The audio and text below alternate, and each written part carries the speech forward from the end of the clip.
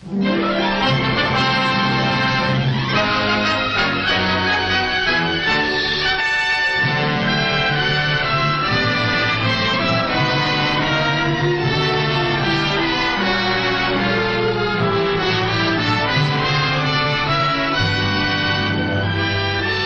do you do?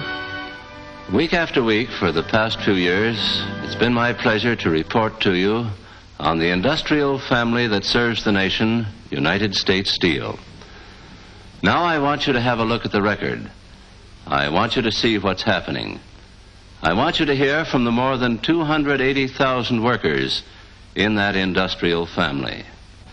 They are shattering production records in peacetime, just as they shattered production records in wartime. And they're mighty proud of the fact. Let's check with one of them. Oh, Jim Robbins. You fellows are pretty proud of your production records, aren't you? We sure are, Mr. Hicks. Of course, you know I wasn't here during the war. I know. You did about a 4-year hitch, didn't you, Jim? Air Force. But your dad was here. My dad's been here for 35 years. One of my uncles more than that. I've got relatives all over the place. Well, see you later. Yes, relatives all over the place. While Jim was away, they supplied him from the home front, turning out steel for tanks instead of cars, for guns instead of refrigerators. All production was geared to winning the war. Back from defending America, Jim is again in the business of building America. A strong America so essential to world recovery. It's no small order. It requires new and better facilities for the new and better steels advanced by research and technology during the war. Long before the war's end, United States Steel was planning the reconversion to peacetime production. But let's go back and pick up Jim Robbins' story from the day he came home.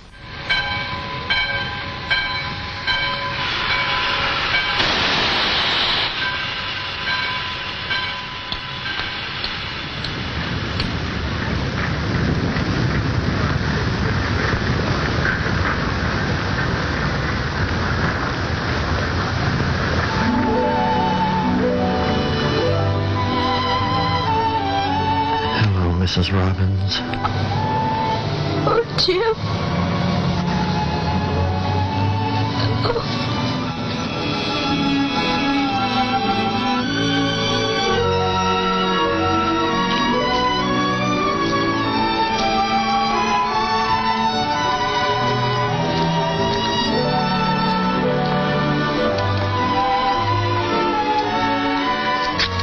Good old Betsy.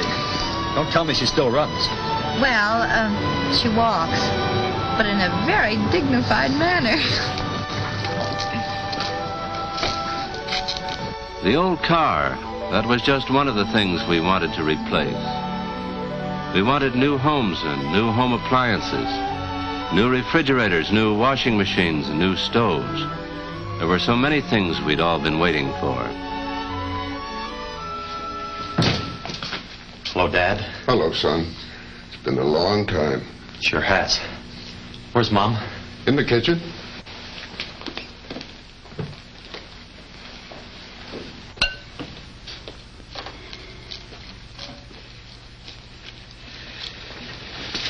Remember me?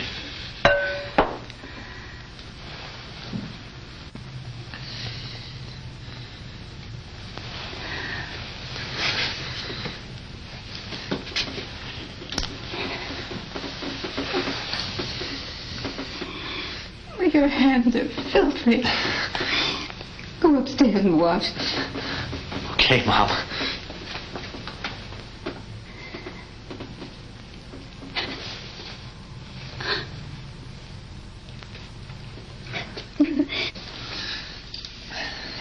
That's for you, dear. Thought you might like it.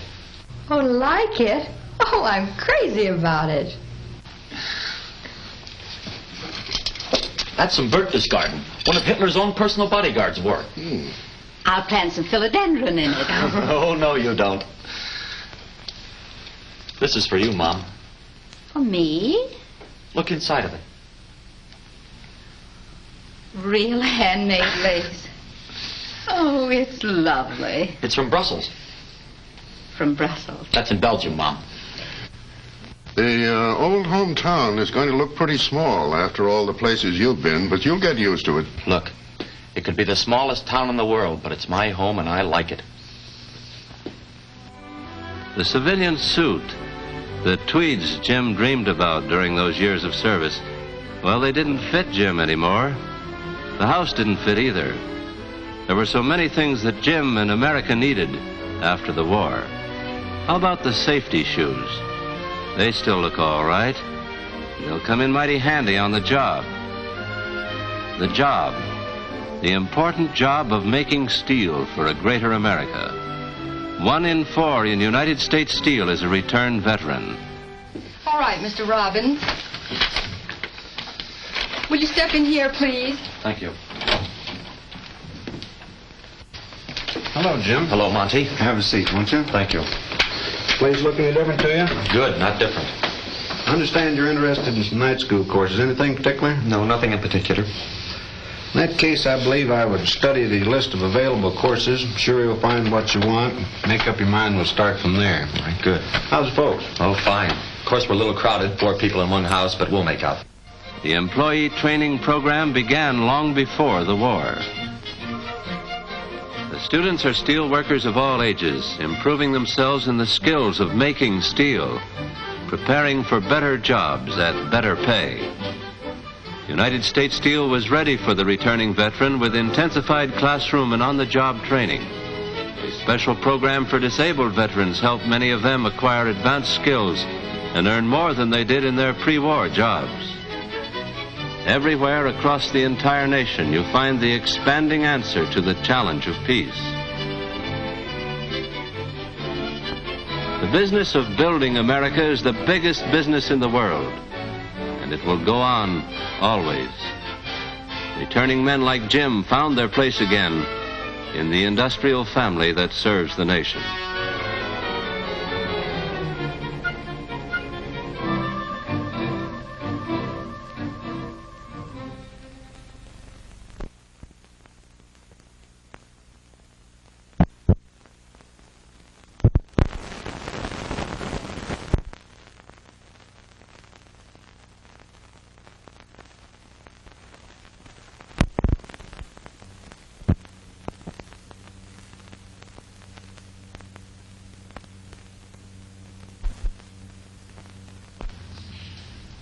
Hiya, fellas.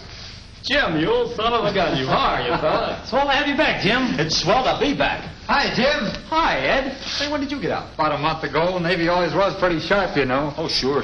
That's for sure. Hey, fellas, didn't you know we had an army, too? No kidding. You know, we heard rumors about that in the Air Force. Had no proof. You said it, Johnny. Guess it was better than walking. Or swimming. Welcome back, Jim. Thanks, Lee. Sure, I'm glad to see you. I enjoyed those letters, especially that one from Paris. I bet you never saw anything like Paris in the Navy. Yeah? Ever been to the South Seas? Oh. Jim is a guide setter. Red-hot billets from the furnace pass through a series of roughing stands, where the billet is continually reduced in thickness until it becomes a red-hot rod of metal.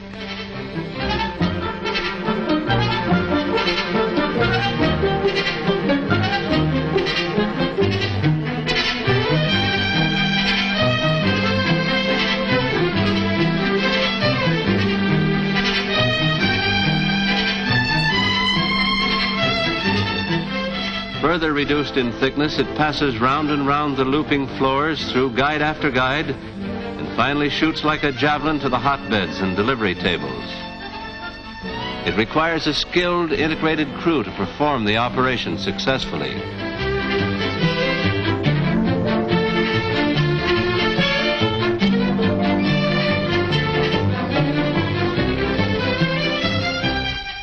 From the delivery tables, the bars pass on to the shearman, who cuts them to required lengths. The men at the receiving tables tie and ticket them for shipment.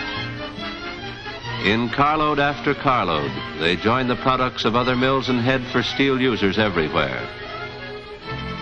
Different products call for entirely different sets of guides. 625, right, Jim? Right. 5/8. You remember how, don't you? Been setting those guides in my sleep for the past 4 years. various sizes for automobile springs and typewriter keys, for silo bands and concrete reinforcing bars. As the red-hot steel shoots through the guides, Jim sees in the glow the part it will play in building America. Jim Robbins is typical of the thousands of veterans in United States Steel. With all of them coast to coast from mine to mill, the order of the day is full speed ahead. And the new construction program proceeds simultaneously with all high peacetime production. The Robina mine, 80 miles up the Monongahela River from Pittsburgh, is an example. Opened since the war, it's the most modern coal mine in the world. But more important, it's designed to be the safest coal mine in the world. A system of locomotives and conveyor belts speeds the coal at the rate of 50 tons a minute, all the while the work continues on the new coal washers. Coal processed to coke becomes one of the basic ingredients in the making of steel. In Clairton, Pennsylvania, the quenching cars roll the incandescent mass hour after hour from the coke ovens as construction crews make way for new coke ovens. In Gary, Indiana, the quenching towers drench the carloads of coke hour after hour as construction forges ahead. Coke joins with limestone and iron ore in towering blast furnaces. Regularly, the molten metal flows into giant ladles. But just as regularly at Chicago, Illinois, work progresses on the new modern blast furnaces. There are 2 new ones there. They're just part of the $775 million construction and modernization program begun since VJ Day. That's a lot of money in anybody's language. Where does it come from? 228,000 stockholders of United States Steel have invested with faith in the future of America. They make possible through their savings the plants and equipment. And with management and employees, they make up the productive team that serves you, the public. They are your next-door neighbor, your grocer, your doctor, your local hospital, the company behind your insurance policy, the college where you send your son or daughter. They are all walks of life and all America. They each hold an average of about 50 shares. To them and to all America, the challenge of peace held no promise of easy victory. Up and down and across the land, as the men came home to the challenge of peace, new mills were being built right beside those in operation. In Vandergrift, Pennsylvania, for example, you find new facilities for the increased production of silicon steel, specially alloyed and processed steel to increase efficiency of electric motors and transformers. In the Irvin Works near Pittsburgh, you find construction of new facilities side by side with production of sheet steel for your automobiles, refrigerators, washing machines, stoves, and the cans on your grocer's shelves. America demands billions of them a year. Tin cans are actually steel cans, 98% steel and 2% tin. In Gary, Indiana, there is further increase in steel sheet and tin plate capacity. Production rolls along while the crews install the new machinery. As sections of the new mill are finished, they're immediately put into and increase production.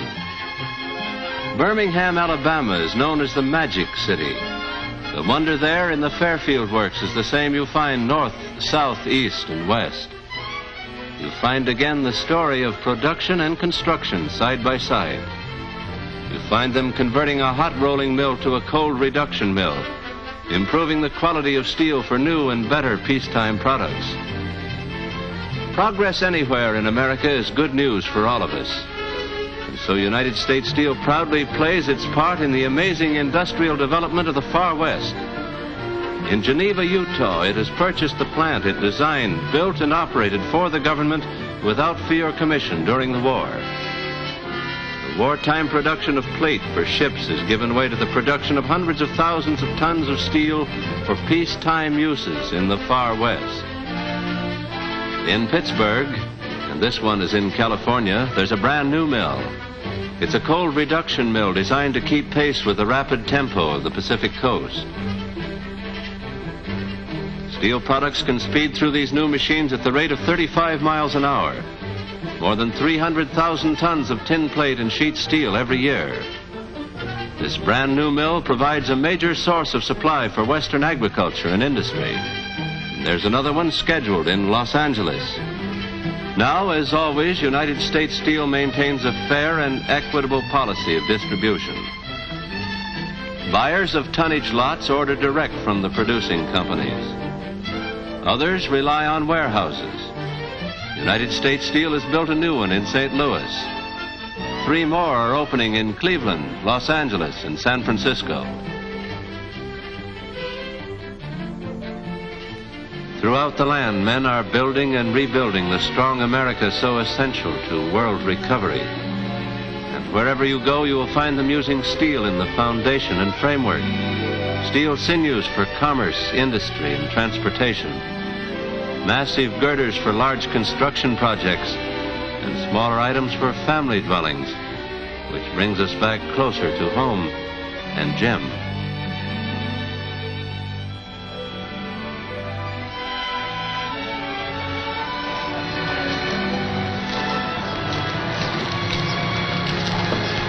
Gosh, honey, I get as big a kick out of daydreaming as you, but this, jeepers.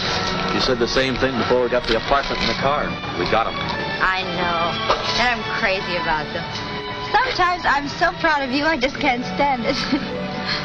Look, you just stay behind me and keep pushing. We'll get there. Do you know something? What? The way you just said that, I've got a hunch we will. You bet we will. We won't buy it. We'll build it. Someday. Someday. For young and restless America, that means the determination to make way for tomorrow. And that same philosophy is behind the development program of United States Steel. It is the reason for construction side by side with all high peacetime production. America is demanding more of everything it needs, and production is being stepped up to meet these demands. They have added new machines in Joliet, Illinois, although the largest nail manufacturing operation in the world is already there. Seamless steel pipe, a vital artery of the nation. It carries gas, oil, and water. It drills wells. It carries the fuel for automobiles, airplanes, and ships. America wants more. And in Lorain, Ohio, surveyors, engineers with their blueprints, mechanics, welders with their glaring torches, construction crews are in and out and everywhere. Engineers show you a brand new plant in Waukegan, Illinois. It's a miracle of planning for production, a miracle resulting from years of know-how and keeping abreast of technological developments. The cranes with electric eyes, the ovens you can walk under with perfect safety to make repairs. They are examples of the tomorrow that is here today. But the engineers are already restless to improve the job. The record of United States Steel is everywhere to see, and it starts with the very sources of steel. In Minnesota, old mines have become new mines because scientists dare to dream new metallurgical uses for all grades of ore. In its laboratories everywhere, like this new one in Duluth, the industrial family that serves the nation is prologuing a potent future. Another plant, another product, another dream. The business of building America is the biggest business in the world, and it is always unfinished business. In America, men can look at a hole in the ground and see a building, a factory, a finished product. They believe in the someday. They understand the expanding capacity of dreams. The sky is the limit in America. For you, and for me, and for Jim.